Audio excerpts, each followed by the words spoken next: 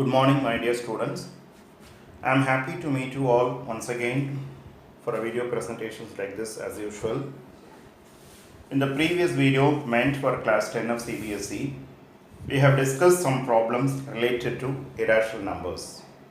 We'll discuss some more problems on irrational numbers today in this particular video presentation, as well as we'll do the representation of P by Q in terminating decimal form. Okay, how to go about it? We'll discuss such a case also in this particular video presentation. First problem which we are going to discuss today is show that root 5 is irrational. Root 5 is irrational. Let me think about how we go about it. Let root 5 is equal to P by Q, where P, Q are integers and P, Q have no common factor other than 1. I already told you in the earlier video, if it is in the simplest form, they are supposed to be having no common factor. If the fraction is in simplest form, PQ will have no common factor, or PQ or co-prime, either way you can say. If there is no common factor other than 1, I mean to say the numbers are co-prime. For example, 1 by 3, 2 by 5, 7 by 10, there is no common factor for the numerator and denominator P and Q. Such numbers are called in the simplest form. That is the assumption you are going to have. That is, we are going to assume that I am able to express root 5 as P by Q. I am going to get a contradiction. I will get a contradiction only when my assumption is going to be wrong. Okay, just listen. Root 5 is equal to P by Q implies 5 is equal to P square by Q square. I am taking square on both sides. Okay, which will imply you P square is equal to 5Q square. Okay, which implies 5 divides P square, implies 5 divides P also. We have seen the theorem in one of the videos earlier. If a prime number P divides A square, prime number P will divide A also. We have seen already. Okay, when 5 divides P, I can write P as a multiple of 5.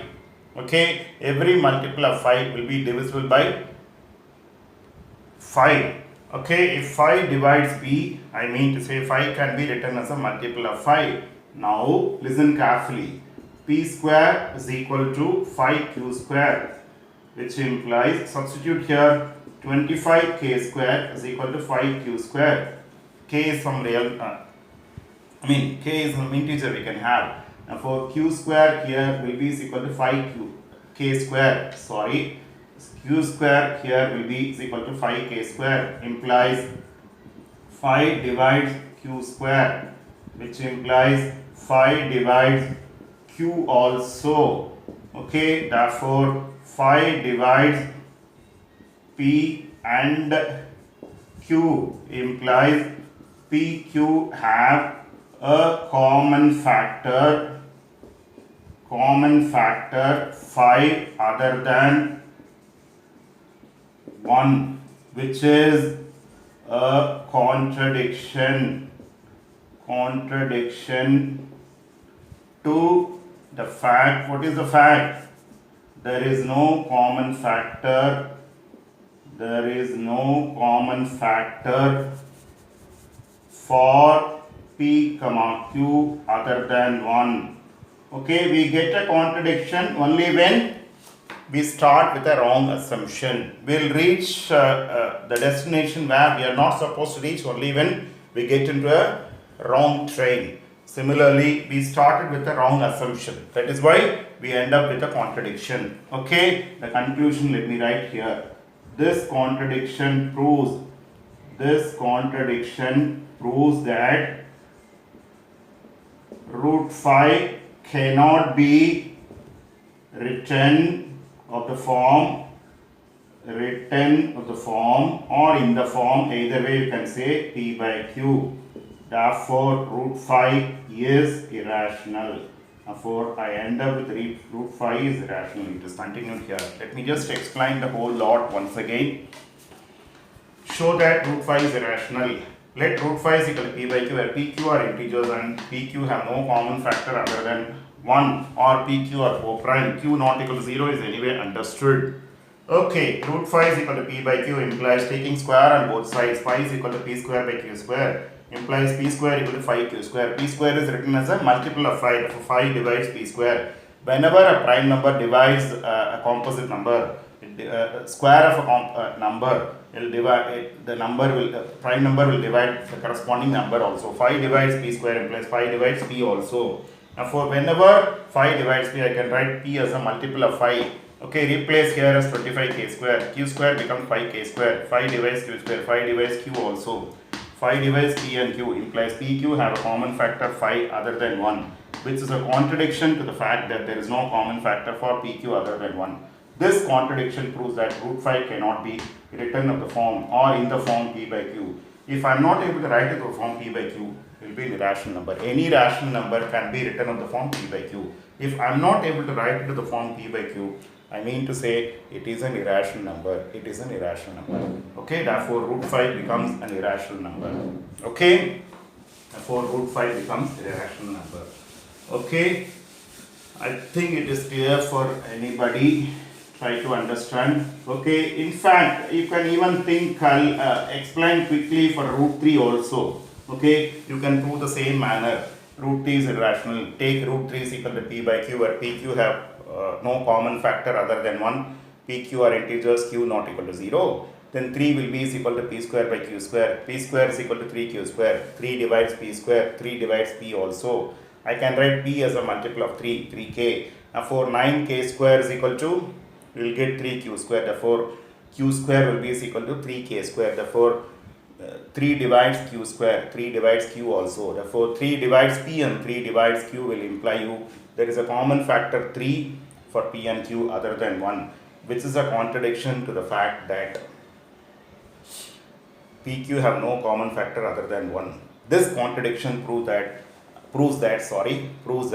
we cannot write root 3 of the form p by q. Okay, only numbers of the form p by q where p, q are integers, q not equal to 0 are known as rational numbers. Therefore, root 3 is irrational. Root 3 cannot be written as the form p by q. Okay, therefore, I have done root 2, I have done in the previous video, I have done root 5 now. Similar way, we can do root 3 also, I already told you. Similar way, we can do root 3 also, I already told you. Okay, we will have the common factor as 3 at the end.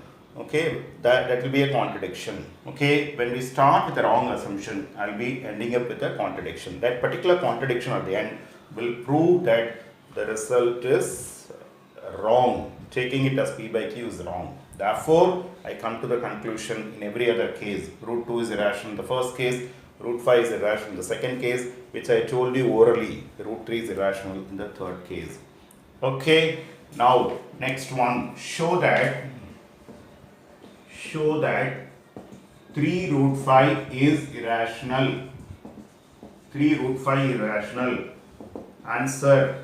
Let 3 root 5 is equal to p by q, where p, q are integers and q not equal to 0, which implies root 5 is equal to p by 3q. Here p by 3q is rational, whereas root 5 is irrational, which is not possible. We can't equate a rational number. Okay, we can't equate a rational number to an irrational number. Okay, therefore 3 root 5 is irrational. If it is a problem meant for 1 mark or 2 marks, we can do like this. If it is a problem for higher marks, okay, 3 or 4 marks, you prove root 5 is irrational and then prove this again. I repeat, let me take 3 root 5 is equal to p by q, where p, q are integers and q not equal to 0. Now for root 5 becomes p by 3q. One integer by another integer will be always a rational number, you know very well. Therefore p by 3q is irrational, whereas root 5 LHS is an irrational. P by 3q is rational, whereas root 5 is irrational, which is not possible. Therefore, I can't equate a rational number to an irrational number. Therefore, 3 root 5 is, I come to the conclusion 3 root 5 is irrational. Okay, just listen. I'll take one more example. Okay, I will take one more example. Okay, show that 3 plus root 2 is irrational. 3 plus root 2 is irrational. Okay, answer. Let 3 plus root 2 is equal to p by q, where p, q are integers, and q not equal to 0. Okay, which implies root 2 is equal to p by q minus 3 is equal to p minus 3q by q. Here p minus 3q by q is rational, whereas LHS root 2 is irrational. Root 2 is irrational, which is not possible.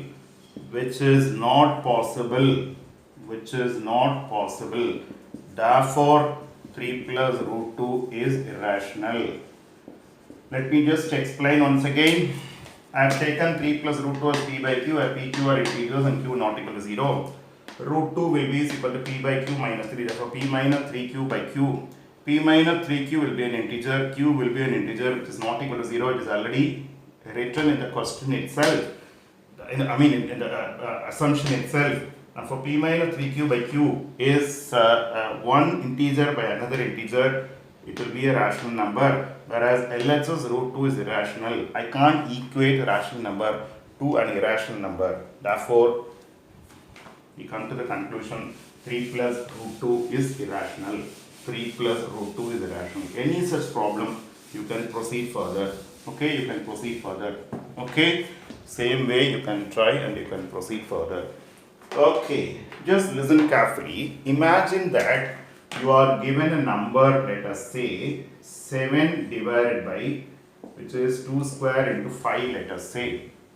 Here you mean to say automatically 7 divided by 4 into 5, 7 divided by 20, 7 by 2 into 10, which is 0.7 by 2, which is 0.35. Okay, just think about 11 divided by 2 cube into 5 square. We mean to say here it is 8 into 25, which is 11 divided by 200, which is anyway 0.11 by 2, which is 0. How much you get? 0.55. You can just check. Okay, let me explain once again. 2 square is 4, 5 is 5 as it is, 4 5s are 20, 7 by 10 is 0.7, 0.7 by 2 is 0.35. 11 by 2 cube is 8, 5 square is 25, 8 5s are 40, 16 plus 2, 200, 11 by 100 is 0.11, therefore 0.05, 2s are 10, 5 2s are 10, 0.55. Yeah, 0.055, sorry, 0.055. Therefore, what I intend to tell you now is, whenever you are given a fraction p by q, in which denominator has factors and as 2 and 5, okay, definitely factors of 2 and 5 should be there. Okay, factors of 2 and 5 are there. Okay, if factors of 2 and 5 are there as in any such fraction, it will have finite decimal. You know very well, whenever a fraction p by q is given, the decimal form will be either finite decimal or infinite recurring decimal. We have seen in the previous video also. The example is, you can take 1 by 2, which is 0.5, example of finite decimal. Okay, and you have 2 by 3, you can take 0.6666 gets repeated up to infinity. Okay, now for whenever I am going to take any fraction p by q, it will come under only two categories. It will have either finite decimal or infinite recurring decimal. For having finite decimal, if the denominator q has factors 2 and 5, definitely it will have finite decimal. We have seen by taking two examples.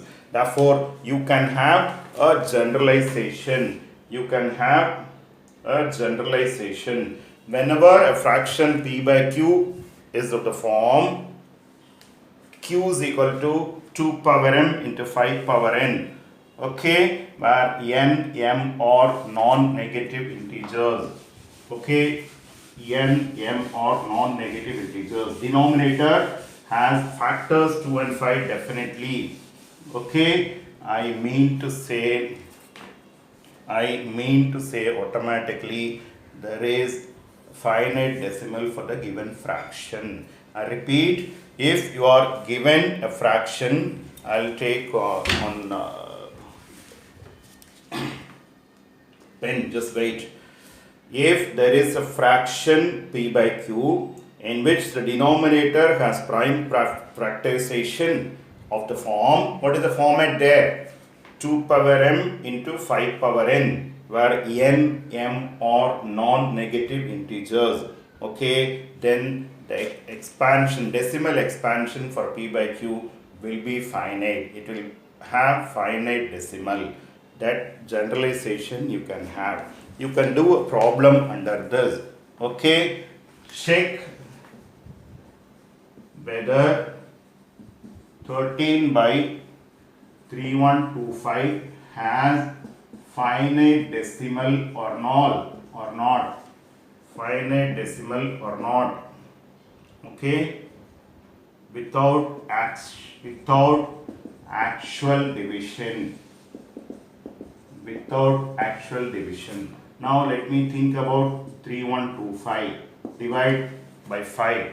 6 5s are 30.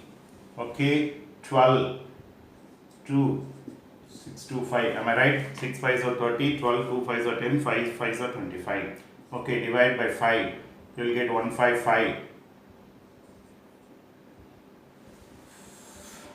Okay, 12 5s are 60.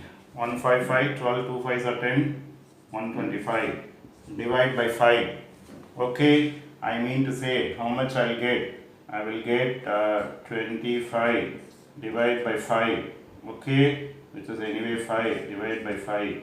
You mean to say here 1. 1, 2, 3, 4, 5. 1, 2, 3, 4, 5. Therefore 13 divided by 2, 1, this 5 can be written as 13 divided by 5 power 5. Okay, what I will do here is I will be able to multiply and divide by 2 power 5. So that this will become, this is 32 divided by 1 followed by how many zeros? 10 zeros. 5 zeros. 1, 2, 3, 4, 5. Okay, 1 followed by 5 zeros. 10 power 5. Okay, what is 10 power 5? Any power of 10 will definitely give you the fraction to be finite, having finite decimal. Let me repeat. Check whether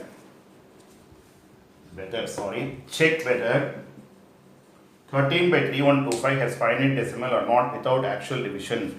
Think about 3125, the denominator. I can divide by 5. Any number ending with 5 or 0 will be divided by 5. 6 5s are 30. Okay. 12, 2 5s are 10, 25, 5 5s are 25. Okay. Then 12 5s are 155, 12, 2 5s are 10, 25, 5 5s are 25. And 2 5s are 10, 5 5, 25 5s are 125, 5 5 5, 1, 2, 3, 4, 5. Now for 5 power 5 I will have, whenever I have 2 and 5 or both as factors in the denominator for a fraction p by q, it will have finite decimal. Okay, definitely the decimal representation will end up at some point. That is the real meaning of this particular explanation. Now whenever 5 power 5 is there, multiply and divide by 2 power 5. Multiply and divide by 2 power 5. That is reduced to 2 power 5 will be 2 2s are 4, 4 2s are 8, 8 2s 16, 32. 13 32 by 10 power 5. It will definitely have a finite decimal. Okay, check whether 17 by 8 has finite decimal or not. Okay, here I can write it directly, 2 cube. What I will do is multiply and divide by 5 cube. Therefore, this is reduced to 17 into 125 divided by 1000. 10 cube will be 1000. Here anyway 1 followed by 5 zeros you can have here. 1 followed by 3 zeros. Okay, 10 cube is 1000. Okay, it has finite decimal. Okay, check whether 64, next sum. Check whether, I am not writing the question, I am just explaining in a faster manner.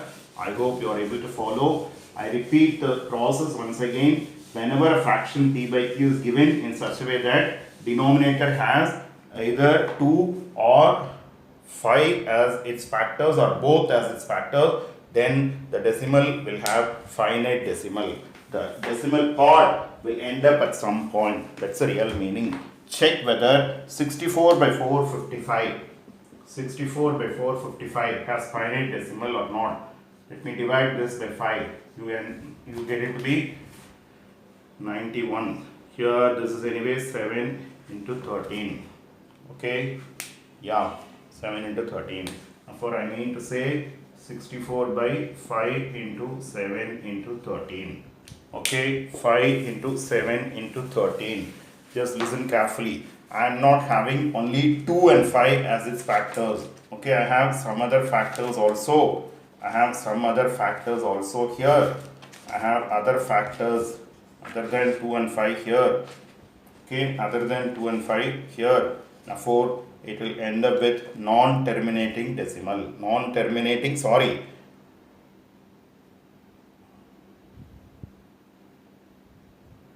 Non-terminating repeating decimal. Okay, it will go non-terminating repeating decimal. It will come under the second category.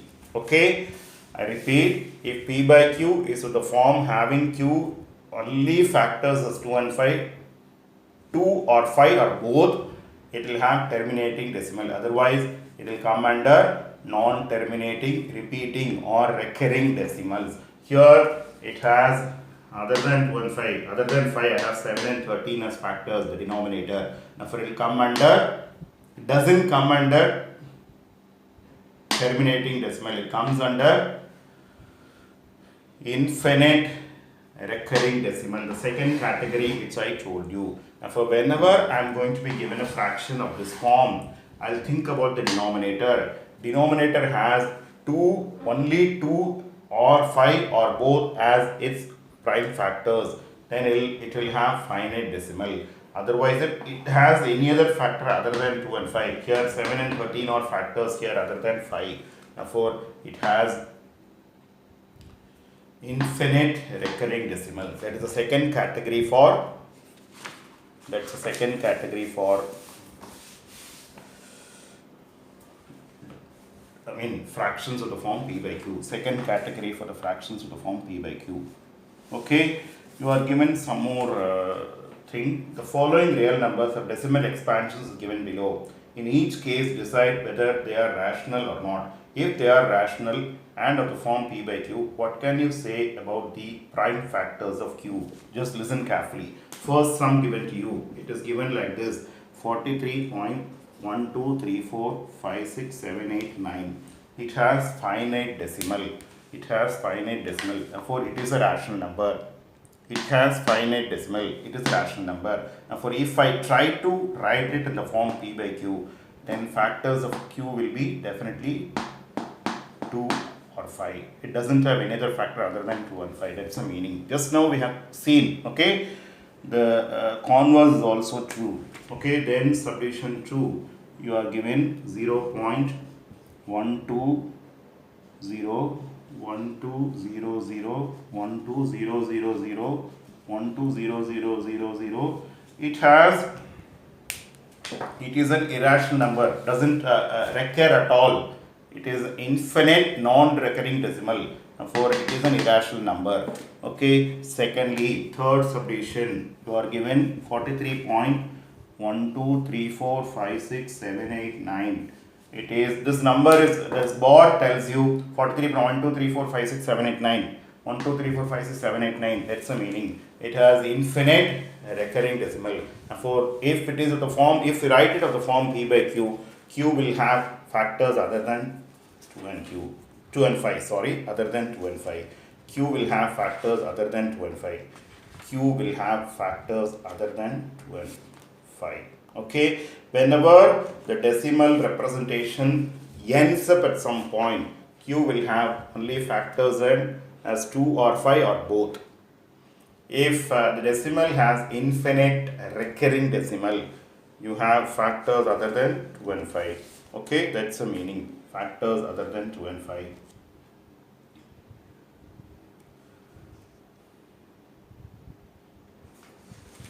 Okay, now for this will have factors other than 2 and 5. This will have only factors 2 or 5 or both. That's the meaning.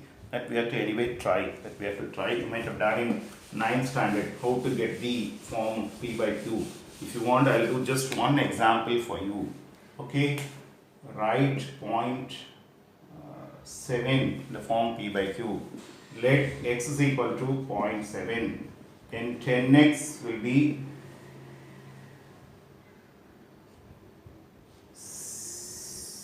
0.777, etc. Okay, just listen. We'll take such an example. 777, etc. Okay, let x is equal to 0.777, etc. Then 10x will be 7.777, etc. Okay, now for I mean to say subtract, name this is 1, this is 2. Okay, 2 minus 1, which will give you 9x equal to 7, implies x is equal to 7 by 9. 0.7 you can do directly, 7 by 10. Okay, 0.7 you can do directly, 7 by 10 you can write. Okay, let me repeat. 0.777, how to represent in the form P by Q. Take it as x, 0.777, etc. Multiply by 10, 1.777, etc. Subtract 1 from 2, 9x equal to 7. This is an infinite decimal, therefore it will get cancelled automatically. Therefore it gets reduced to 7. Therefore x is equal to 7 by 9. You can check, you can divide and find out. Divide by 9, how many 9s are there? 7 9s, 63, again 7 9s, again 7 9s, etc. Therefore 7 by 9 is same as 0.777, etc., which you might have done in 9th standard. It is not there in 10th syllabus. Anyway, I think we'll continue in the next video. Almost I have covered everything related to real numbers. Okay, all of you please take it serious and watch systematically. You'll be able to do the problems on your own if you're going to be thorough with the concepts done by me in all these 6 videos meant for real numbers. Those who want to have automatic notification about the new videos being uploaded in the channel, please subscribe by clicking the subscribe button as well as the bell icon. Okay, I hope there is no correction in this video also. I'll try to go through once again. If there is any correction, I'll add at the end. Okay, thank you students for patient watching. The rest of the things will continue in the next video. I'll try to add as many videos as possible. Of course, if possible, if by God's grace, I'll try to add for all the chapters meant for class 10. Thank you. A small correction. It's not a correction, in fact. I just want to reiterate the point once again. Whenever you are given a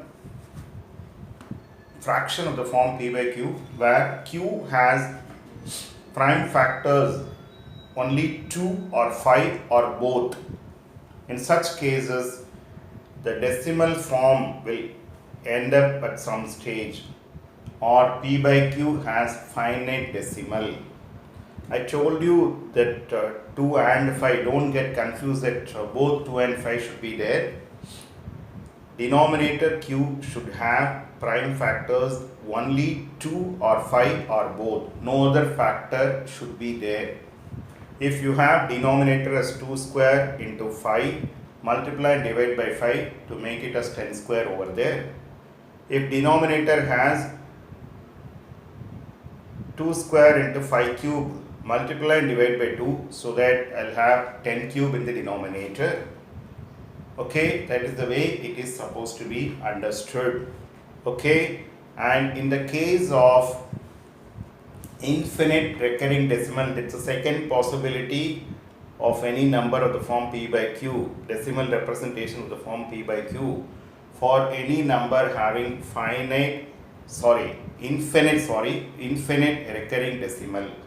Even though you may have 2 or 5 as factors, you'll have more factors other than 2 and 5. If you have only factors 2 or 5 or both in the denominator of p by q, okay, it will have finite decimal. If you have any other factor other than 2 and 5 also, you will have infinite recurring decimal. Understand this point carefully. Thank you.